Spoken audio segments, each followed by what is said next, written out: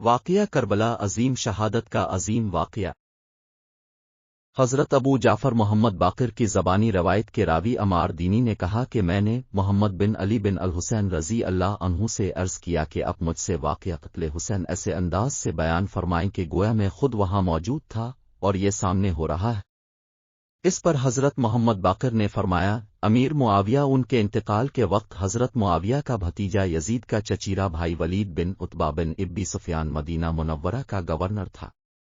ولید نے حسب دستور حضرت حسین رضی اللہ عنہ کو پیغام بھیجا تھا کہ ان سے نئے امیر یزید کے لیے بیعت لے۔ حضرت حسین رضی اللہ عنہ نے جواب میں فرمایا کہ سیر دست اب سوچنے کی مہلت دیں اور اس بارے میں نرمی اختیار کرے۔ ولید نے ان کو مہلت دے دی۔ حضرت حسین رضی اللہ عنہ نے مہلت پا کر مکہ معظمہ تشریف لے گئے۔ دریں اثنا جب کوفہ والوں کو اس کا پتہ چلا کہ حضرت تو مکہ شریف پہنچ گئے تو انہوں نے اپنے قاصد حضرت امام حسین رضی اللہ عنہ کی خدمت میں روانہ کیے اور ان سے درخواست کی کہ آپ کوفہ تشریف لے آئیں، ہم اب ہی کے ہو گئے ہیں، ہم لوگ یزید کی بیعت سے منحرف ہیں، ہم نے گورنر کوفہ کے پیچھے جمعہ پڑھنا بھی چھوڑ دیا ہے۔ اس وقت حضرت نعمان بن بشیر انصاری رضی اللہ عنہ یزید کی طرف سے کوفہ کے گورنر تھے۔ جب اہل کوفہ کی طرف سے اس قسم کی درخواستیں آئیں تو حضرت حسین رضی اللہ عنہ نے اپنے چچیرے بھائی حضرت مسلم بن عقیل کو کوفہ بھیجنے کا پروگرام بنایا تھا کہ وہ وہاں جا کر صورتحال کا اچھی طرح جائزہ لے، اگر اہل کوفہ کے بیانات صحیح ہوئے تو خود بھی کوفہ پہنچ جائیں گے۔ حضرت مسلم کی کوفہ کو روانگی قرارداد کے مطابق حضرت مسلم رضی اللہ عنہ مکہ شریف سے مدینہ منورہ پہنچے، وہاں سے راستہ کی رہنمائی کے لیے 2 آدمی ساتھ لیے اور کوفہ کی طرف روانہ ہو گئے۔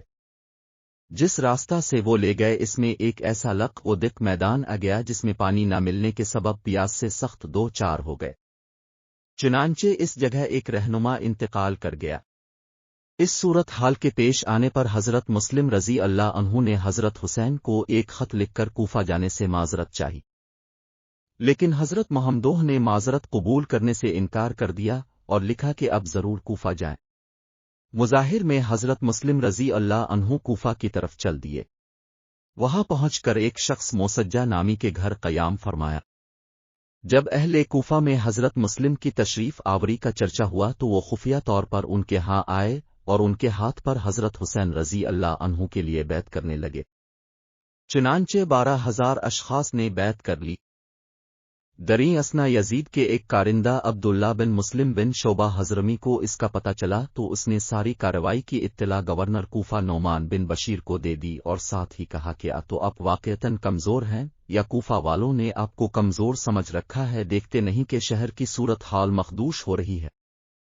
اس پر حضرت نعمان نے فرمایا کہ میری ایسی کمزوری جو بربنائے اطاعت الہی ہو وہ مجھے اس قوت و طاقت سے زیادہ پسند ہے جو اس کی مشیت میں ہو، مجھ سے یہ نہیں ہو سکتا کہ جس امر پر اللہ تعالیٰ نے پردہ ڈالے رکھا ہے خامخواہ اس پردہ کو فاش کروں۔ اس پر عبداللہ مذکور نے یہ سارا ماجرا یزید کو لکھ کر بھیج دیا۔ یزید نے اپنے ایک آزاد کردہ غلام سرہون نامی سے اس بارے میں مشورہ لیا۔ اس نے کہا اگر آپ کے والد زندہ ہوتے اور آپ کو کوئی مشورہ دیتے تو اسے قبول کرتے؟ یزید نے کہا ضرور۔ سرہون نے کہا تو پھر میرا مشورہ یہ ہے کہ آپ کوفہ کی گورنری عبید اللہ بن زیاد کے سپرد کر دیں۔ ادھر صورتحال ایسی تھی کہ ان دنوں یزید عبید اللہ مذکور پر ناراض تھا اور بصرہ کی گورنری سے بھی اسے معزول کرنا چاہتا تھا۔